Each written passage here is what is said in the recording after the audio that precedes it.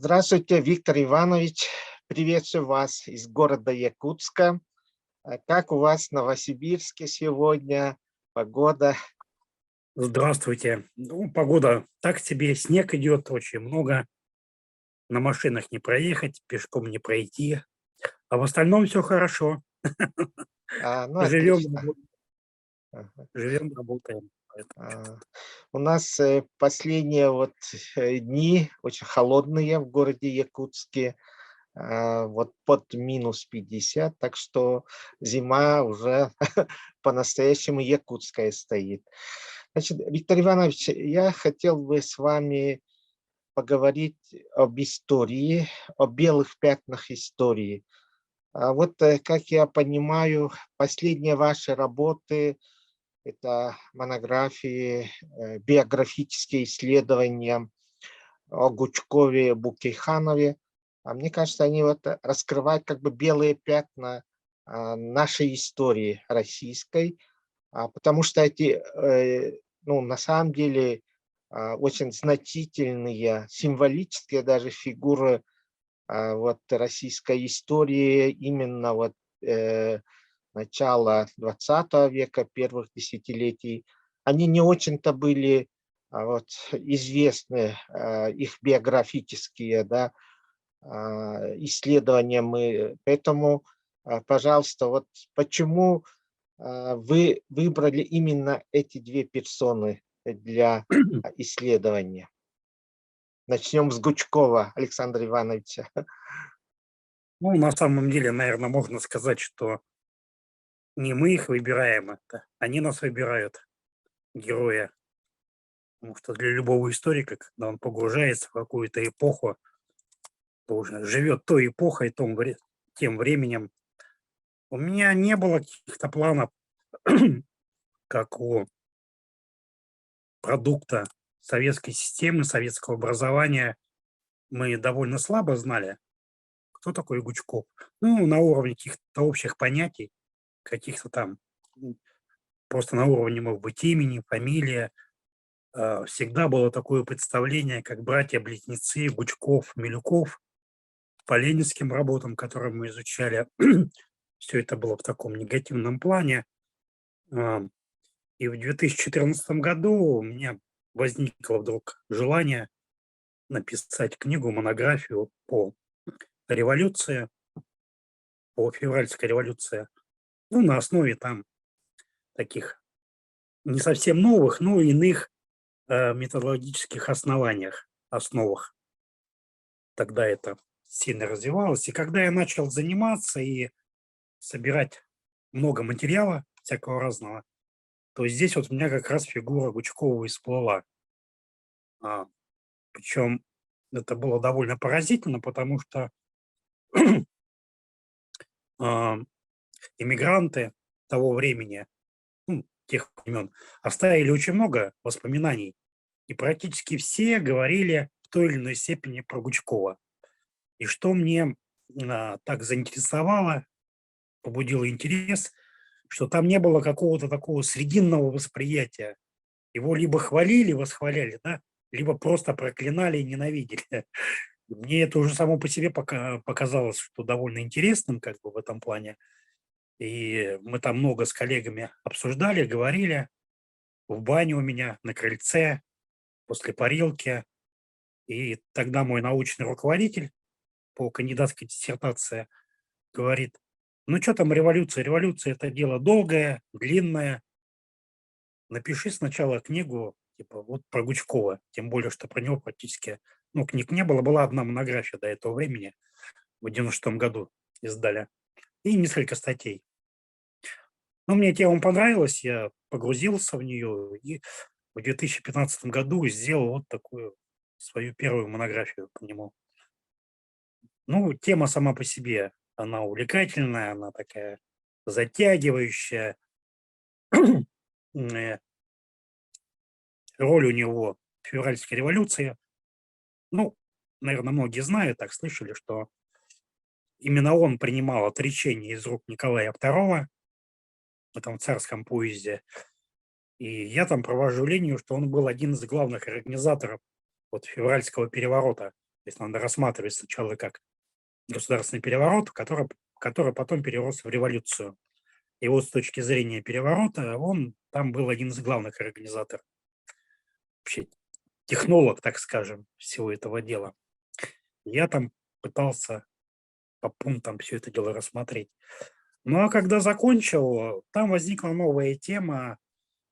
Мне попался небольшой отрывок одного ученого, где он приводил один абзац письма Гучкова Врангелю 22 года,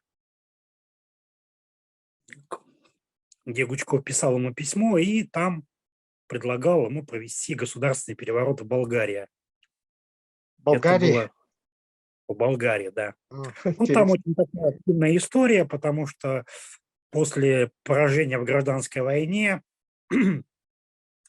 русская армия, ну, остатки, порядка там 150 тысяч человек, они эвакуировались в Турцию, там началась борьба, и их потом перевели часть в Сербию, часть в Болгарию. И там началась такая очень интересная э, история, кампания, когда сначала с властями жили хорошо и дружно, а потом их начали преследовать под воздействием большевистской власти, как бы в этом, ну, что вполне логично.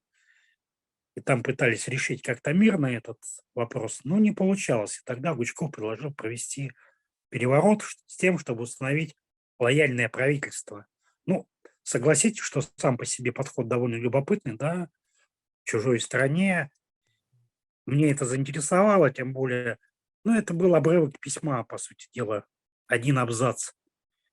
И я поехал в архив в Москву, старался найти этот документ, и мне повезло. Ну, как повезло?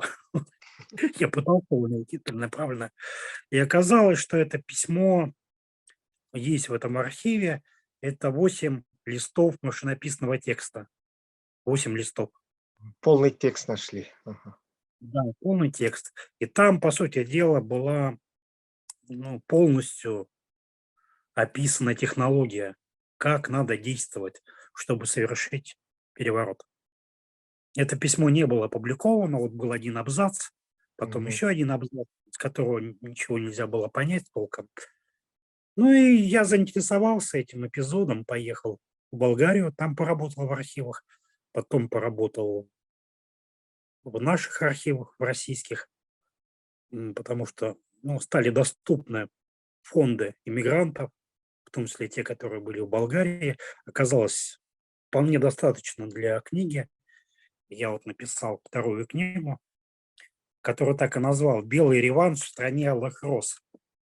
То есть я там показываю события, которые проходили в Болгарии. Это было продолжение гражданской войны между белыми и красными, только на другой территории и другими методами, в которой белые одержали победу. А это уже И это 1920 какой год?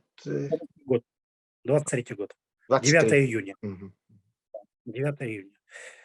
Это была очень, ну, интересная такая работа. Я несколько раз там я работал в архивах Болгарии, связался с учеными, меня познакомили, в том числе познакомился с крупнейшим специалистом, ну, болгарской, Мгм. а, который занимался этой темой, Белой армией, Людмил Спасов.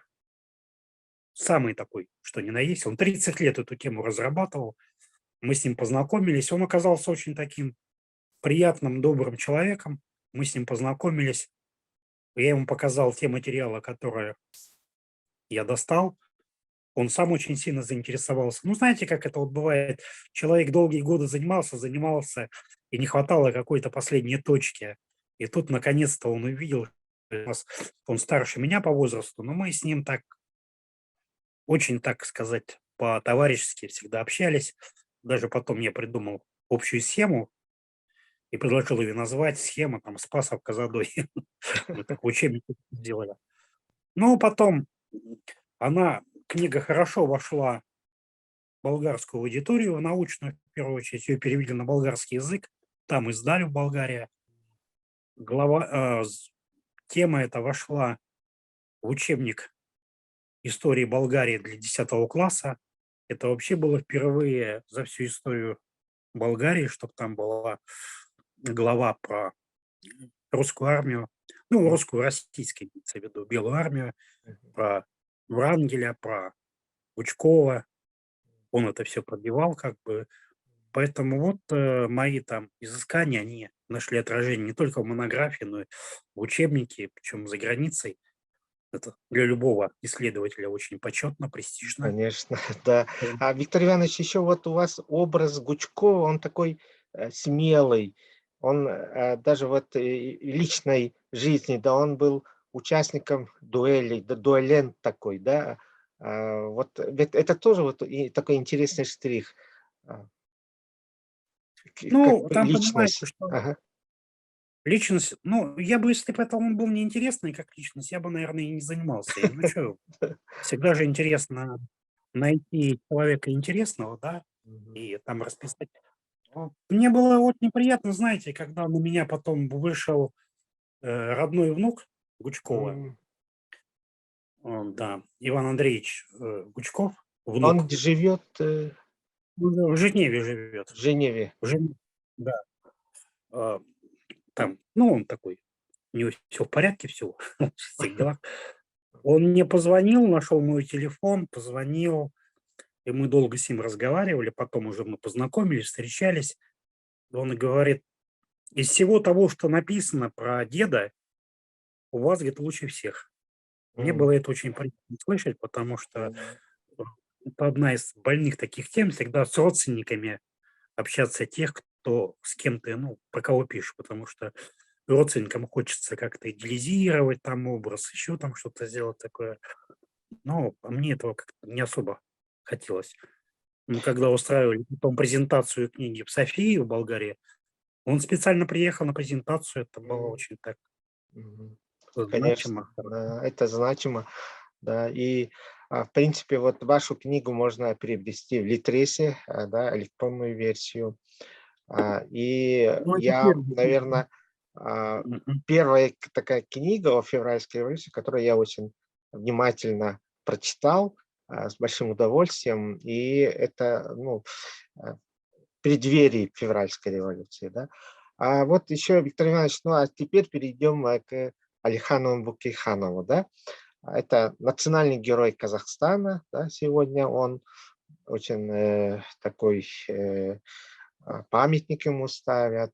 Он первый премьер-министр, да, можно сказать, казахстанской государственности.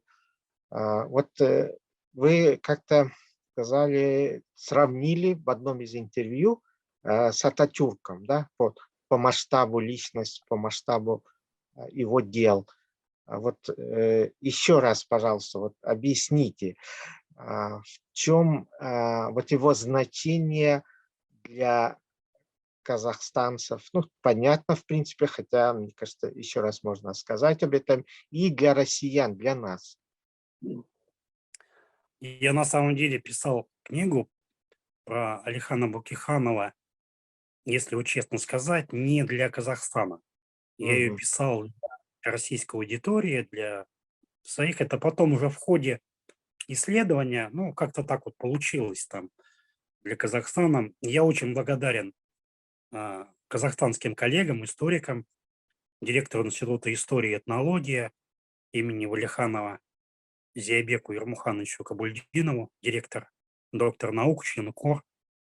Мы с ним познакомились в феврале 2020 года.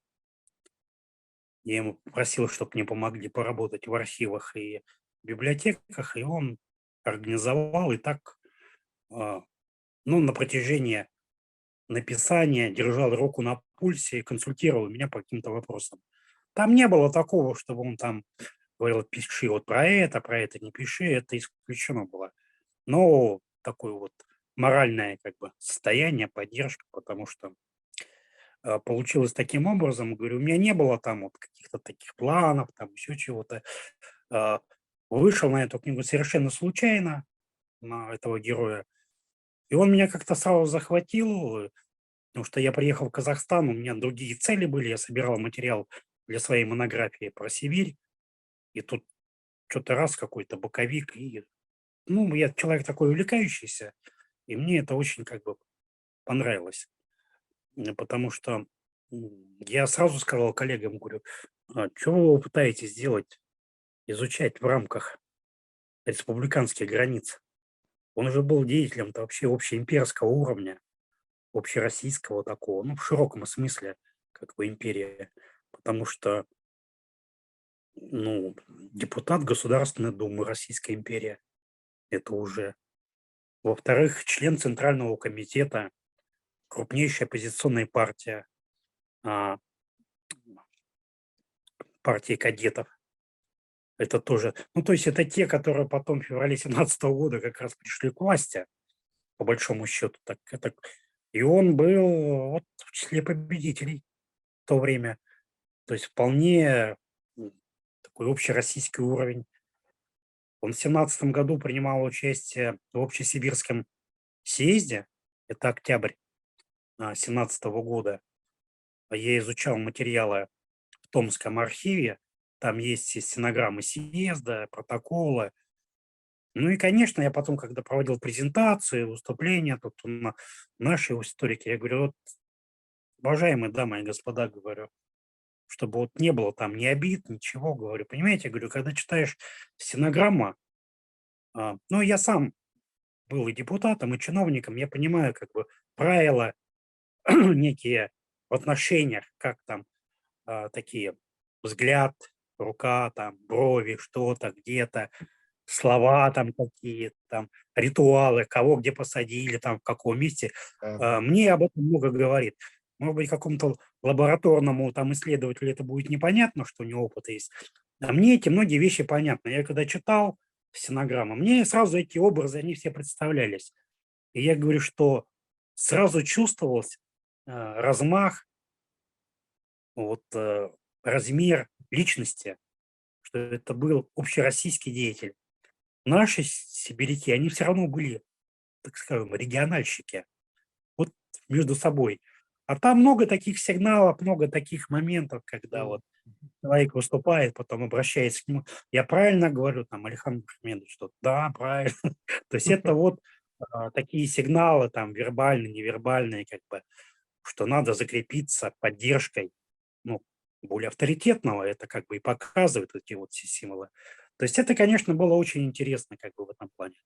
Потом я понял, осознал, что для того, чтобы изучать историю гражданской войны в Сибири, там временное сибирское правительство, что у нас здесь было, мгм. без такого явления, как Алаш, Алаш-Орда, ну, невозможно.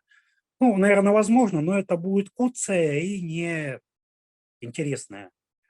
А без Алихана Букиханова Алаш, ну, он как бы и не Алаш, вроде того, да, хотя, ну, как лидер, как там еще. Э, Я вообще, как бы, вот у меня этот метод, который мне нравится, это рассматривать большие периоды истории через персону, через личность. Это на самом очень, ну, такой интересный момент, когда смотришь становление личности, все, а рассматриваешь же биографию не просто в отрыве, а на фоне каких-то исторических событий, да. Вот это исторический фон. И у меня вот они книги, они так и построены, исходя из этого. Это очень большой, то есть, ну вот, там, жизнь человека, да, ну буквально там 70 лет смотришь. В противном случае, когда традиционный такой подход у многих историков, и мне тоже говорили, что там изучаешь Гучкова так долго, ведь самое интересное у него было там 1915-1917, и все. И я ему говорю, дорогие коллеги, если не знать всю его биографию, то абсолютно не поймешь, что он делал в 17 году. Без понимания вот этого багажа, а это действительно так, потому что и вот даже в вашем обращении, говорит, что образ такой, да, бритер, дуэлянт, но это далеко не главное в его жизни было. И у него было 6 дуэльных ситуаций, а реальных дуэлей у него было 2 всего. Потому что дуэль в то время это был как а, один из способов решения там вопросов. И вовсе не обязательно, что это могло привести к дуэли.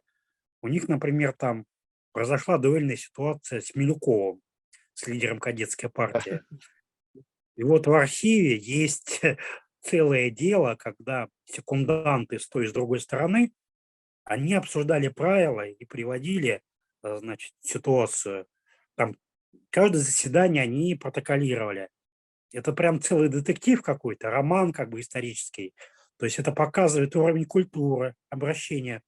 И секунданты сделали все, чтобы дуэли этой не было. То есть вот задача какая была. То есть объяснение, где выяснили, что один сказал так, другой понял эдак, и в результате как бы предмета-то и не было. Но целую неделю они как бы вели. То есть это не просто так, что там выхватить пистолет и пойти стрелять налево-направо. Нет, конечно. Для Гучкова это был способ самовыражения определенной, защиты. Он же не был из дворян. Он же был из такого сословия непривилегированного. И ему постоянно тыкали все это дело. То, что он там добился таких высот, это благодаря таким личностным незаурядным качествам. С Букихановым-то тоже. Ну что такое жизнь Букиханова? На самом деле, я вот на презентациях говорю, ну да, он вроде был из знатного рода чингизидов, но тем не менее не очень состоятельный в финансовом плане. Ну, семья была. Ну, жили там, хватало на жизнь, но не более того. Ведь, по сути дела, эта история, как маленький мальчик, степняк, вырос, начал делать сам себя как деятеля, а, тяга к знаниям. Мы же должны понимать, да, что во многом среда-то была другая. И вот он жил, работал на границе двух культур: тюркской, степняков, и русской, европейской культуры. И вот это сочетание, оно довольно любопытно. Я прочитал много, он же был как публицист, я прочитал много его статей, и хочу сказать, что у него было блестящее знание русского языка, не на бытовом уровне.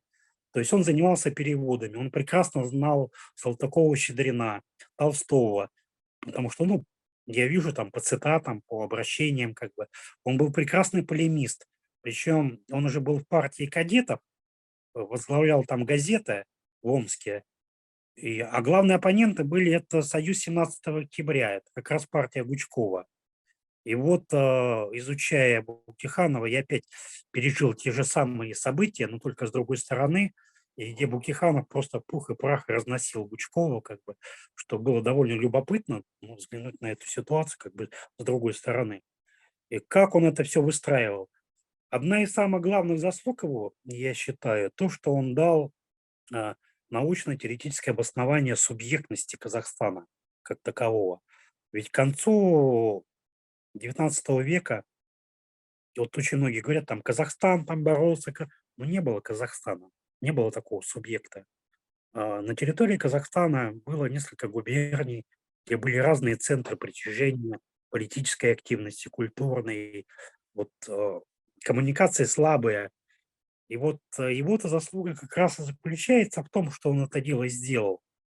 И понятное дело, что когда в 20 году провозгласили большевики уже автономную республику, а, во многом-то они взяли за основу его положение. И я вот в своей книге там написал там «Триумф Букиханова». Его в качестве гостя уже, он там попал под амнистию и прочее, они его там пригласили. И когда был учительный съезд, они там голосовали, учредить там эту республику.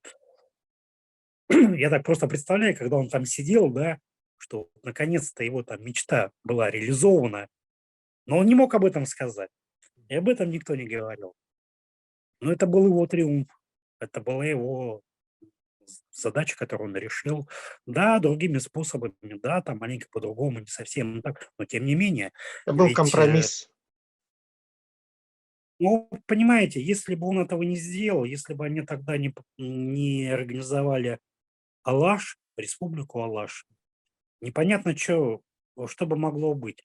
Ну, могли бы провозгласить там какую-нибудь Аргынскую республику, там, Кыпчакскую республику. Ну, это вполне возможно, как бы там южную какую-то часть.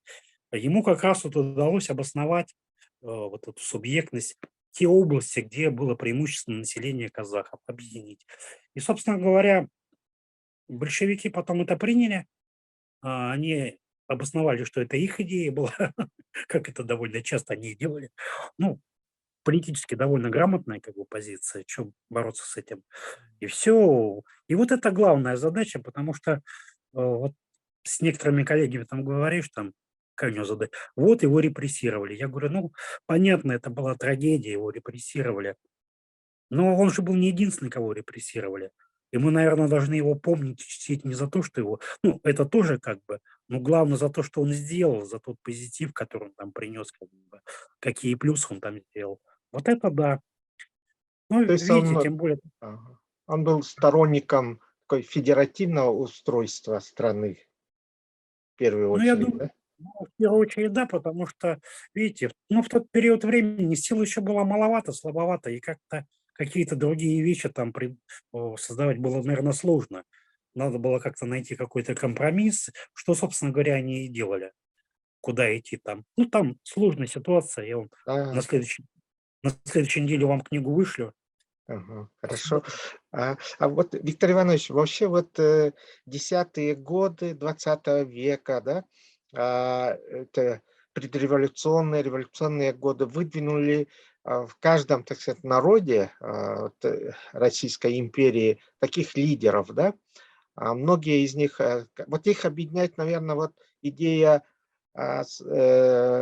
автономии, идея такой федеративной страны, да, вот тут можем назвать и Ахмед Заки Валиди, да, или же, конечно же, и Татарина, Саид Галиева, да, то есть целая плеяда. И среди наших якутских деятелей тоже можно привести имена и Георгия Ефимова, Василия Васильевича Никифорова, к примеру. Что как бы повлияло, какие идеи, что их роднит, всех этих лидеров народов тогдашней вот. Знаете, я когда начал смотреть по Букихану, вышел на такую вещь, как бы «Делать истоки Алаш». Я это определил как середина 90-х годов 19 века. И связано это было в большей степени с идеей сибирского областничества. Потанин, Ядринцев, как бы Да, вот те люди, которые в середине 19 века стали задавать вопрос, а что есть такое Сибирь и что есть такое сибиряки?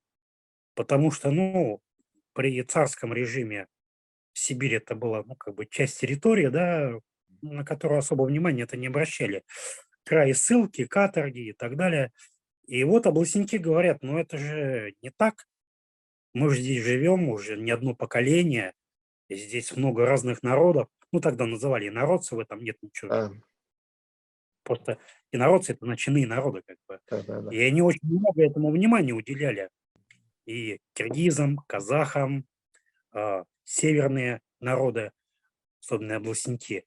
И вот тот же Букиханов, он где-то в это же время познакомился с областниками, и я говорю, что они как раз взяли вот эту идею автономии, но наполнили ее своим национальным содержанием. Это очень интересный такой момент, что вот эти корни, то есть Мгм. просто взять форму, это, ну, во-первых, это само по себе как бы автономия, идея до нее дойти. И вот когда я там занимался, оказывается, что именно Букиханов, вот башкирского лидера, будущего Валиди, он познакомился с Потаниным. И, М, и тот писал письма Потанину, и потом в своих воспоминаниях, они изданы в 90-е годы, по-моему, он там писал, что вот если бы вдруг образовалась сибирская автономия, то мы, башкиры, могли бы тоже в нее войти. Это было, идея сама по себе была довольно привлекательна. В чем идея эта автономия? Что, да, появляется какая-то система управления собственная, облагораживание там территория, как субъектности, культура, образование. Ну, собственно говоря, о чем Потанин говорил. Ведь это в основном их была заслуга, что появился Томский университет, что надо создавать общесибирские газеты, что должно быть составной частью. Это не была идея сепаратизма. взять там, отсоединиться, уйти там непонятно куда. Я нигде этого не нашел. Ну, у нас постоянно как бы пытается их, так сказать, притянуть к этому, что это Да, да. сепаратисты. Мгм. Но это все не так. Это все ложь.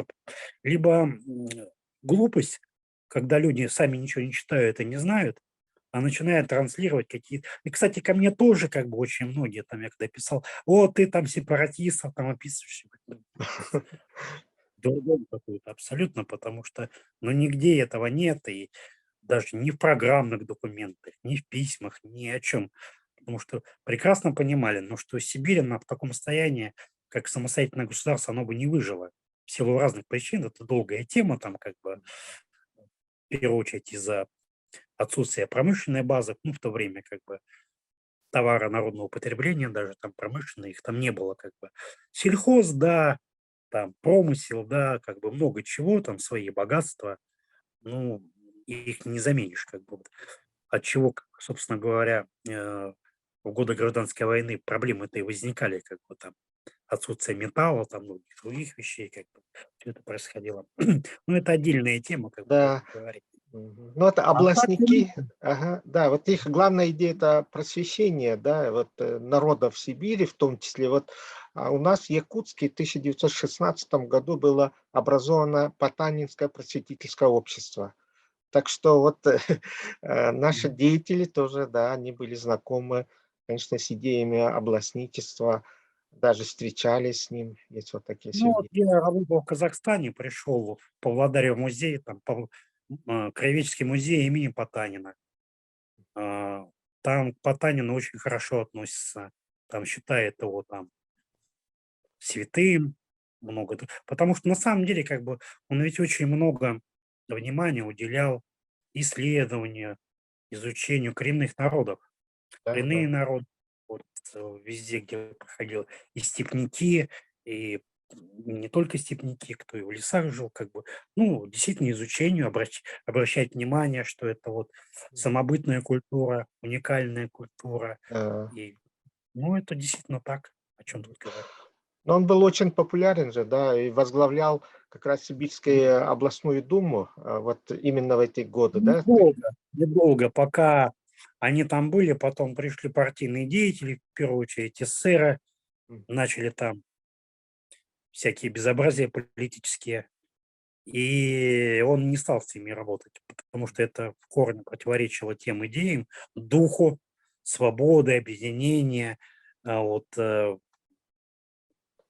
ну, потому что на съезде говорили: мы здесь не представляем какие-то партии, мы должны думать о всей Сибири, о сибиряках. да-да. Это была вот новая идея, как бы так, что мы должны, как бы, чтобы уровень жизни был достоин, там жизнь была достойная, Да-да. а, невзирая как бы. Я, кстати, у себя тоже вот пост там в "Фейсбуке" пишу, говорю, что сибиряки — это особый народ, независимо от национальности, Мгм. где какие на самом деле как бы. М. Ну, это действительно чувствуется, чё Виктор люди, Иванович, которых уважаем. вы говорили, что пишете большой труд по истории Сибири, да? Да. Ну, Ага, пытаюсь пока. Ну, я хочу сделать в таком научно-популярном жанре, ага. потому что академической, во-первых, у меня ни сил, ни возможностей не хватит. Ну и я не вижу, честно говоря, особого смысла, потому что если мы будем говорить об истории Сибири, у нас единственное только есть издание по истории Сибири. Это пятитомник Окладникова, но Ну это да, да. 68 год. 68 год. Написано было в другой стране, в другом тысячелетии, на иной методологической базе. Это, конечно, была громадная работа, большой труд, честь ему и хвала, поклон в пояс. Но время уже прошло, очень много. А вот научно-популярного труда, его вообще нету по истории Сибири. Вот мы, например, можем там читать интересные вещи по истории древнего там Рима, Греции, Да. а про свой край, где мы живем, мы как бы не знаем. Вот у меня историческое образование, мы, конечно, изучали историю Сибири, но в основном это все сводилось к концу 16 века, похода Ермака, и Да-да. как будто до Ермака ничего и не было. Ну, я, естественно, с этим не согласен, это не совсем так. И у меня первый том, который я заканчиваю, вот сейчас у меня уже там осталась доработка, уже посмотрели рецензенты, самые разные общественные и ученые. А, Я пишу с момента, ну, с момента, со времени, вернее, прихода человека в Сибирь, что даже здесь была уникальность определенно от других территорий, что в отличие от других, а, заселение Сибири было по 3 направлениям, не одно какое-то главное, а 3 направления. Это уже. И первый том у меня будет до 1206 года. Это образование империи Чингисхана, когда он начал завоевывать. И первое, кто попал под его, так сказать, меч, это были как раз сибиряки. То есть в 1207 году он дал задание своему сыну покорить лесные народы, вот, сибирские. Ну, такого термина, конечно, Сибирь еще не было тогда, Мгм. но вот лесные народы. Ну, само по себе как бы это очень интересно, Да, это очень а, интересно. потому что даже до прихода Ермака а, это фактически 18 веков, только письменная история. 18 веков, это же не просто так. Вон, история Древнего Рима 13 веков, история Древней Византии 11 веков, а тут 18. Да. Ну и так вот я Мгм. все заканчивал, Виктор закончил там. Иванович, вы, значит, как бы Большую Сибирь, вы имеете в виду и Западную, Восточную Сибирь, Да, ну будете да, я и вот Дальний вы Восток. правильный термин назвали "Большая Сибирь". Да, То есть это, ну, по другими словами, Зауралье. да, Все, что с полностью. Уралом, До Тихого океана.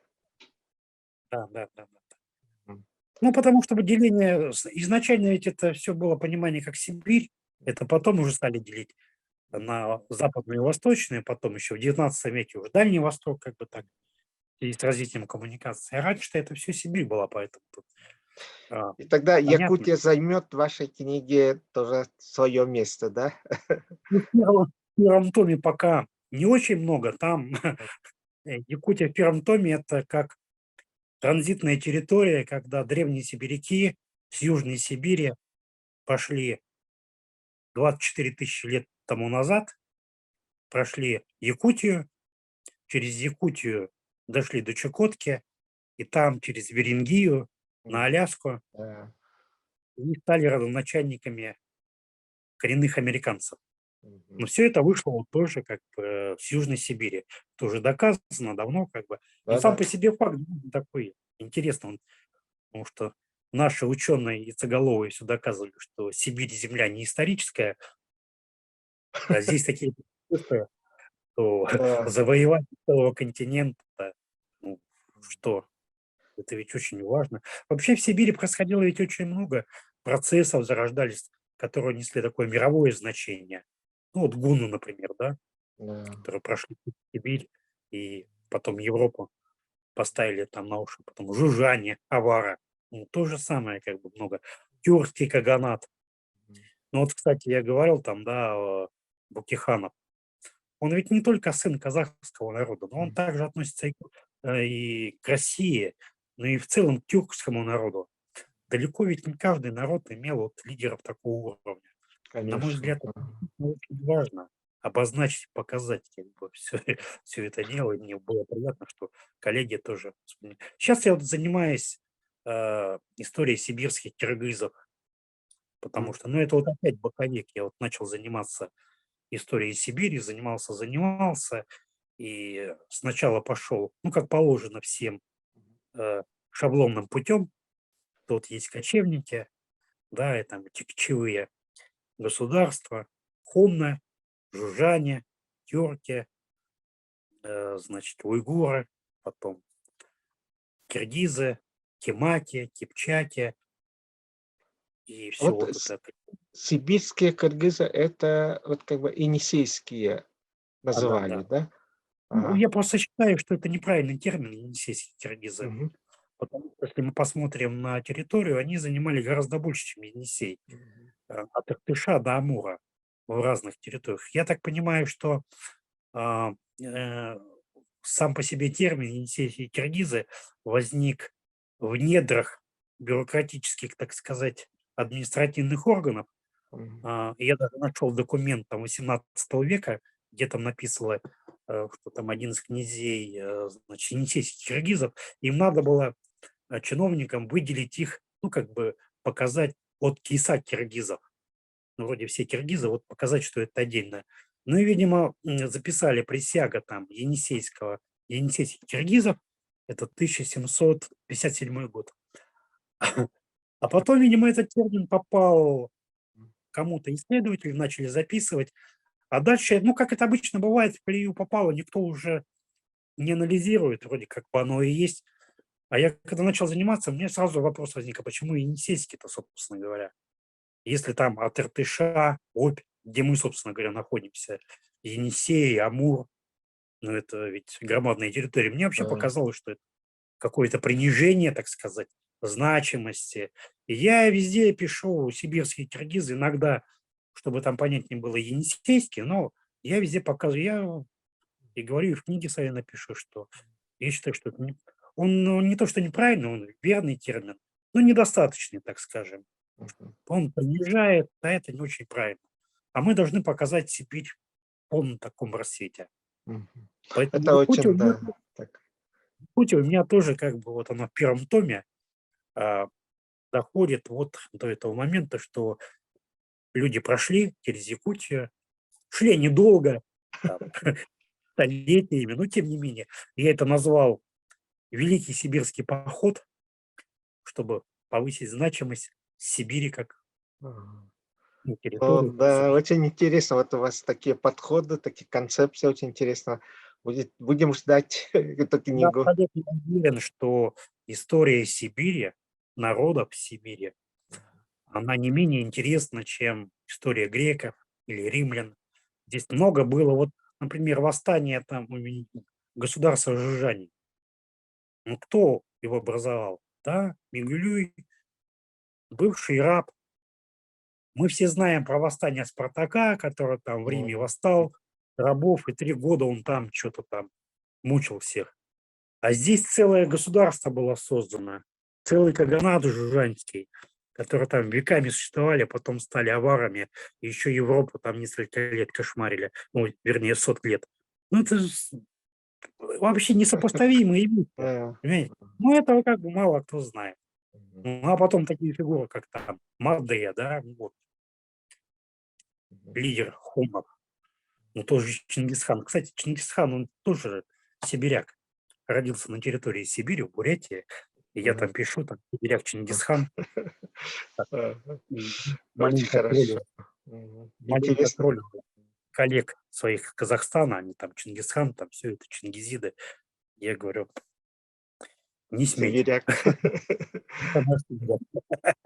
Ну, он родился на территории современной Бурятии, как бы, на территории, ну, значит, Сибирь, поэтому какие тут вопросы, все там. Ну, Вот, где-то там, Виктор. ну, это Да. же должно быть привлекательно, чтобы это люди читали, смотрели, как бы знали свою историю, да. Мгм. А нам-то что, мы уже все сибиряки, поэтому. Да, еще вот как бы люди задумались, да, может быть, кто-то дискутировать начал, что-то исследовать дальше, да. Очень замечательно. Вы как-то в одном из интервью сказали, что Сибирь — это такой плавильный котел народов. Да, на самом Ну деле да. это так, да. Столько проходило через Сибирь, да, вот вы правильно сейчас как раз привели примеры. Сколько было империй здесь создано, да, тюркские каганаты, да, Конечно, на Дальнем Востоке там, например, ну, империя Бахай, да, Ахай, да. крупнейшая там, Джурджения. Ну, это ж вообще какая культура была, и влияние, они, ну, до сих пор Бахай, например, оказал там, да, и на музыку Японии, на культуру, они до сих пор этим пользуются. Государства давно нету, а культура вот эта осталась, как бы, но она считается уже японской там, да, ну, тем не менее, совершенно там другое развитие, как бы все это происходило. История северных народов, там, угры, ацтеки, вообще уникально, как вот, ну, якутский народ, да. Ведь многие очень путают, думают, что там приезжает, что там олени, там еще что-то. И, и вот когда был там в университете, он говорит, какие олени, говорит, У нас, говорит, корова, лошадь, говорит. Причем мы же, говорит, кочевники, мы же другие, говорит, мы же не северные там. Ну, понимания-то нету, как бы, Да, у да. них, да. Я говорю, мы же изучаем, что изучаем? Древнюю Грецию, да, э, Америку, там, как там европейцы захватывали Америку. А свою-то мы не знаем, как бы, вот. Я книгу про Букиханова, я ее так и начинаю. Казахстан, терра инкогнита, то есть неизвестная земля. Я исхожу из того, что, ну, неизвестная для меня, как для исследователя. И вот эта работа, это мое изучение и понимание Казахстана. Я когда посмотрел Казахстан, да, я понял, что очень богатая, глубокая история, которую надо знать. Это наши соседи. Через нее я пришел вот в Сибири более плотно, а в Сибири вот нашел тему, которая меня очень сильно увлекла, я сейчас и занимаюсь, это вот сибирские киргизы. Уникальная, как бы, абсолютно уникальная. Мало изученная, наверное, мало исследованная. Ну, хотя исследования есть, но я имею в виду для широкой аудитории. Даже здесь встречаясь там с коллегами, с друзьями, рассказывают такие глаза там, еще себе. Я говорю, так вот государство 19 веков М, существовало. Ну, в разных формах там, естественно, там еще что-то такое. Но тем не менее, и оно не было абсолютно кочевым государством. Там же было очень сильное земледелие, причем пашенное земледелие, растительная система. Мне вот нравится там работы коллег, пишут ну, там вот. Ну да, было примитивное земледелие. Ну вот интересное дело, в Китае то же самое, это не примитивное. Междуречие не примитивное, а вот киргизы в Сибири почему-то примитивное. Как оно может быть там, если ирригационные системы были? Ну это же каналы сделать, это же надо их сделать, это же инженерная мысль должна быть. В любом случае, за ними надо ухаживать, не надо смотреть. И, кстати, сами потом пишут, что даже в советские времена, когда уже делали на совершенно другой основе, во многом эти схемы использовали, как бы пути. Ну, то есть это значит, люди в то время смогли так рассчитать, так изучить, не имея там ни техники какой-то современной, там, ни оборудования, но тем не менее, как бы они это создали. Виктор Оружейное Иванович, дело. Виктор Да. Иванович, вот возвращаясь к Букейханову, вот вы назвали свою книгу «Человек эпоха», да? Но на самом деле, вот по вашим рассказам, потому что я, получается, что книгу еще не читал, да, на самом деле это такая личность, да, и о нем снимаются фильмы в Казахстане, да, есть и документальные, очень много и разных статей о нем, да. Но вот последние годы жизни он же мог, наверное, эмигрировать, как некоторые вот лидеры других наших вот, народов.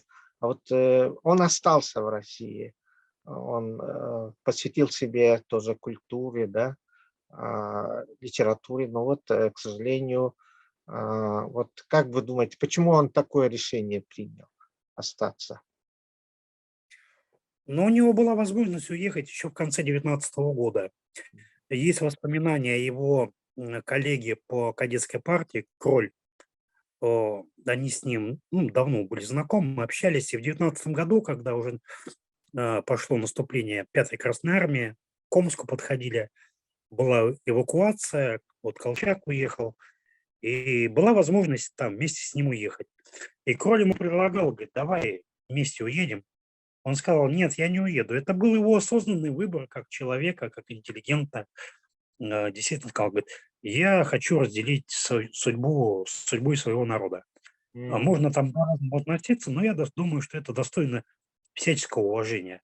Он же понимал, чем ему это могло грозить. Он ведь был не просто там публицист, Конечно. да? Он был лидером автономии, лидером правительства. Причем они реально как бы были противниками советской власти и большевиков. Я, кстати, работая в Алматинском архиве, Центральный государственный архив Республики Казахстан, нашел его анкету, собственноручно им заполненную. И там был такой вопрос, чем занимались в годы гражданской войны. М, И он пишет своей рукой, был против советской власти и Колчака. Это вот я первый, кто это нашел, это было очень интересно. И на самом деле он был прав, потому что после того, как Колчак пришел к власти, они стали задумываться, как от него отбояриться, потому что понимали, что с Колчаком у них ничего не получится.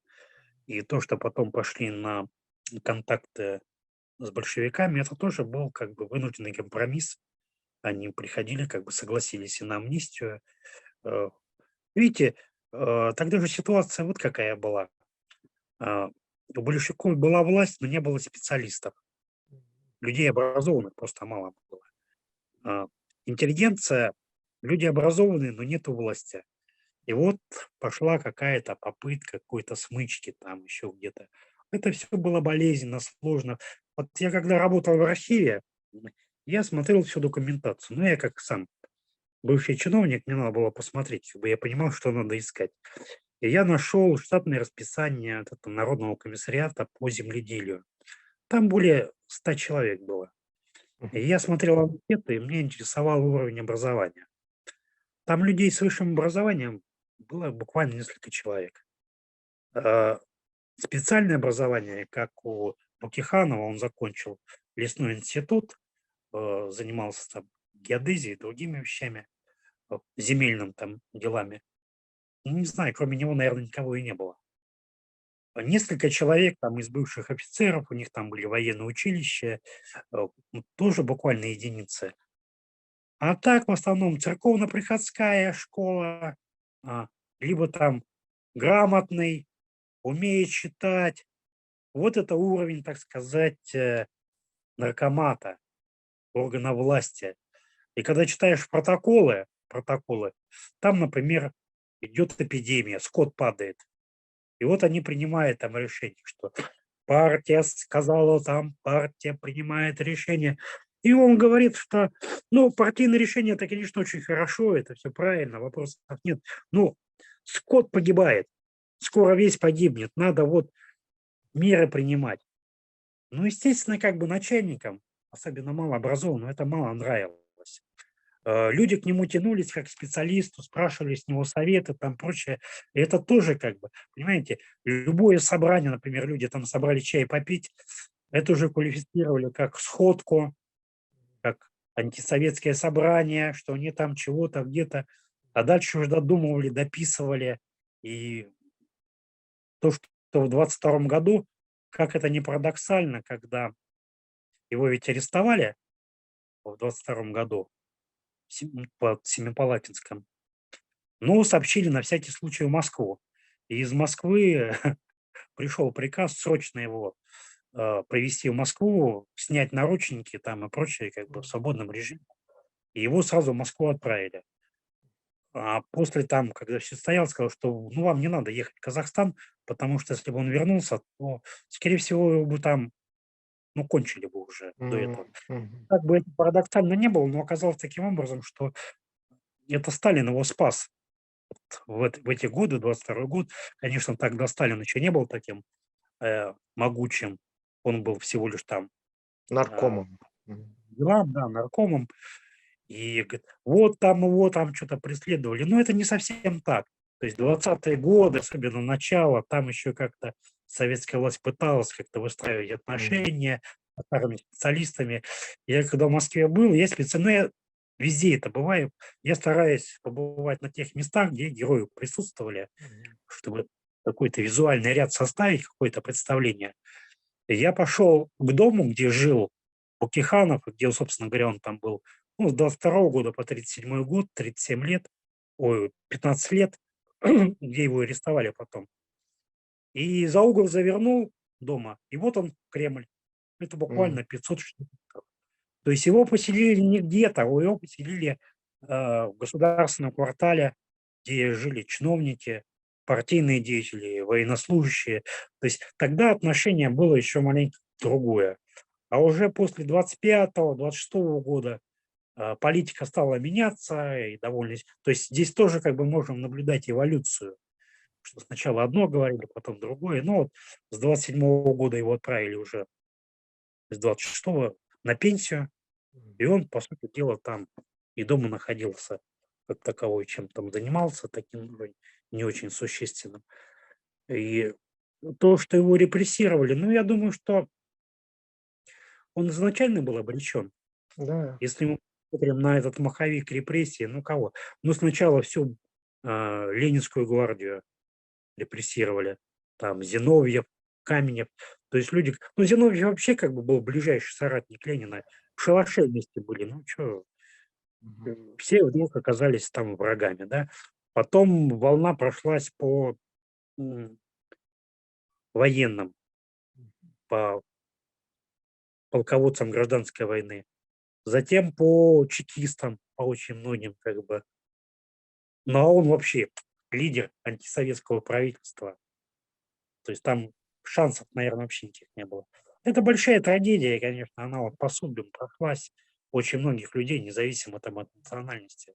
Вот у меня дед был репрессирован в 1937 году. Обыкновенный крестьянин жил в деревне, как бы. Мгм. 5, 5 детей, и тем не менее, как бы, А Виктор забрали. Иванович, вот вы упомянули Колчака, да? Вот мне кажется, вот тоже одна ошибка вот Колчака, да, он не смог найти общий язык с национальными а, силами, ну, в данном случае, например, вот Алаш Ордой, да, Букейхановым, то есть это единая неделимая Россия, да, вот то, что Колчак, вот как вы считаете, политика Колчака Ну, могла быть понимаете, что-то тут? понимаете, в чем дело? Нельзя от людей требовать больше, чем они могут отдать. Они ведь исходили из своего образования, подготовки, понимания, да, каких-то ценностей определенных. Тогда очень сильные были идеи либерализма. Они охватывали там и депутатов, и партийцев, и чиновников, и военных, кстати сказать, очень многих. Ведь Колчак, как командующий флотом, он даже не ответил на телеграмму там по поводу, когда им от Николая II приходило, там, типа, что делать. Он же не ответил на нее, то есть как бы он и порядки там такие устанавливал демократические. У них было представление какое, почему они там не делали. Вот многие там партийные времена наши советские начинали там с других позиций. А, у них-то идея какая была? Вот с этими идеями можно соглашаться, можно не соглашаться, но в любом случае надо понимать мотивацию людей, почему они так делали. Иначе разобраться в истории невозможно будет. Они считали таким образом, что большевики узурпаторы захватили власть абсолютно незаконно. Это их было представление, как бы. Разогнали законный орган, учительное собрание. Хотя Колчак к этому очень позитивно относился. Он сам говорил, что единственное, за что могу поддержать большевиков, что разогнали учительное собрание. Но тем не менее, у них подход был такой, что мы сначала должны свергнуть вот узурпаторов, а потом уже решать, потому что мы временные. У него Да. же и титул был правитель. У нас нету полномочий, нету права решать судьбу там страны там на долгие годы. Что вот наша задача сейчас свергнуть узурпаторов, дать ему бой, а потом провести учительное собрание, народ изберет свою власть, и вот это учительное собрание, эта власть, она уже должна решать, что делать дальше. Мгм. Какая Национальная страна должна быть, да. страна, по какому пути. То есть это не наше дело от военных решать, как это. Ну, если бы у него там была идея захватить власть как бы и стать царем, это было бы, как, наверное, более понятно. И для многих сейчас понятно, как бы, там, династию свою. Но они жили другими представлениями, совершенно другими представлениями. Ну, не все, конечно, ну, всякое было. И воровство, и кумовство, и коррупция. Но в целом, как бы, я вот еще занимался там биографией генерала Гришина Алмазов. Ну, это вообще как бы вот человек такой из самого что ни на есть простого народа вышел, потом стал во главе. Когда все военные там генералы разбежались, как тараканы, а он там, будучи подполковником, в одной шинели организовал подполье, возглавил его, и потом убедил чехов, что надо выступать. Они там, чехи же тоже не хотели мятеж, Да. ну, как бы выступления. И все там эти генералы там выступали против политики. а он договорился с капитаном. То есть всегда надо договариваться на таком батальонном уровне. И вот они это подняли, это восстание как раз вот у нас в Новониколаевске 25 мая. Здесь договорились и подняли. Ну и все. А как он только сделал свое дело, буквально там 100 дней, и все, его убрали. Мгм. Потому что к нему приходили уже предприниматели, когда уже все успокоилось, стали ему предлагать всякие подряды. Он говорит: мое дело Россию спасать, а вы с меня деньги тащите, там цены завышаете в 5-6 раз там. Я вам с кооператорами договорюсь, как бы они сделают дешевле, потому что на войну деньги надо, солдат одевать, обувать, кормить их надо. Вы что тут? Они говорят: ну, смотри. И потом добились, чтобы вот его свержать. Как бы. Ну, там много всяких там процессов было. Еще одна очень интересная личность. И, в общем-то, в годы гражданской войны тут эти предприниматели, часть они так гужевали, эшелоны там брали проще, все, не могли никак навороваться, а потом далеко не все успели ноги-то унести. Вот в чем проблема была. И Да, для них тоже. ага. Виктор Иванович, тогда вы тоже книгу готовите про Гришина Алмазова, да? Будет книга. Ой, ну у меня в планах есть, но А, сейчас мне надо закончить. мгм. Я сейчас пишу про киргизского князя Еренека. Мгм. Это вторая половина 17 века. Тоже один из выдающихся деятелей киргизского народа, тюркского народа. А, Про него нет ни одной книги, не было написано. За 100 лет изучения только 2 статьи. Казьмин, это 1916 год, и Бутанаев, Собакана, по-моему, 2006 год. Всего 2 статьи только. И разные упоминания там вот в отдельных там монографиях. Ну, тоже какие упоминания, понимаете, там, если это советский период, то его там рассматривали с точки зрения там феодализма, то называли его разбойником, грабителем и так далее. Ну, много всяких таких ситуаций. Моя задача, как я себе поставил, э, создать какую-то биографию обобщенную с Мгм. учетом того, что мало источников, что это даже не по Букиханову-то у нас дискуссии большие, были большие дискуссии о годе рождения, когда он родился. По Еринеку-то вообще никакой документации нет, мы можем Да, пользоваться да, да. только летописями вот русских там чиновников, которые в крепостях сидели, вот что-то а больше ничего нету. Э, Джунгара делопроизводства не вели, киргизы не вели там.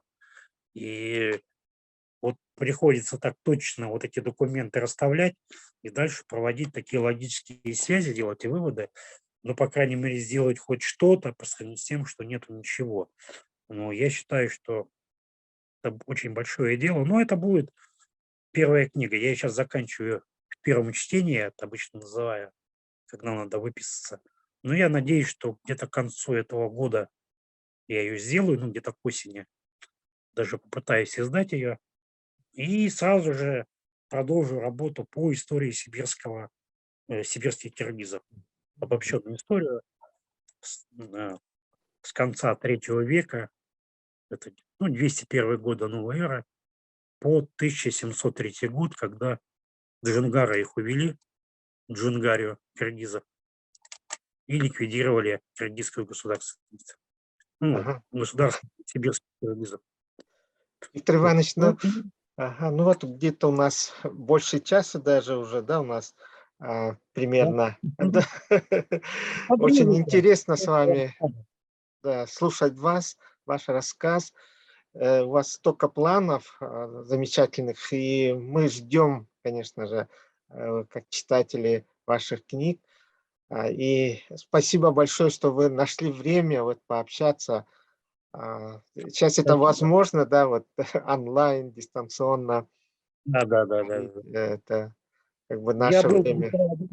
в декабре в Якутске, я чуть не помер там от холода, Ага. потому что -51, все бегают такие веселые, здоровые. Я хочу в Сибири, но все равно как бы -51 для меня это было довольно так низковато. Мгм. Ну, вот декабрь, конец декабря, что-то меня дернуло туда поехать. Ну, лекции почитать меня пригласили, и я так... Мне говорят, да у нас тепло всего, минус 30. Я думаю, ну, минус 30 это немного. Я прилетели в Якутск, 51. Туман, ничего не видно. Абсолютно. Я все время удивлялся, как таксисты ездят там, как они это все различают. Ну, тем не менее, как бы, люди хорошие, добродушные, кухня там, рыба, индигирка, по-моему, да. Да, салат индигирка. Там Это в один день начале поели. 2000-х же, да, вы были? Ну, где-то в середине там А, в нулевых. середине, нулевых. 4-5 год.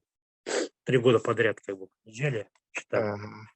Ну, Имел Виктор обзор. Иванович, ну, надеемся, что вы к нам еще приедете, может быть, Не представите знаю, свои как новые получится. книги. Ну, с Да, удовольствием, конечно. ага. Я такой Особенно вот, большой путешественник. особенно Спасибо вам за исторические. приглашение. Очень приятно было с вами пообщаться. Всего доброго. Спасибо, Виктор Иванович. Успехов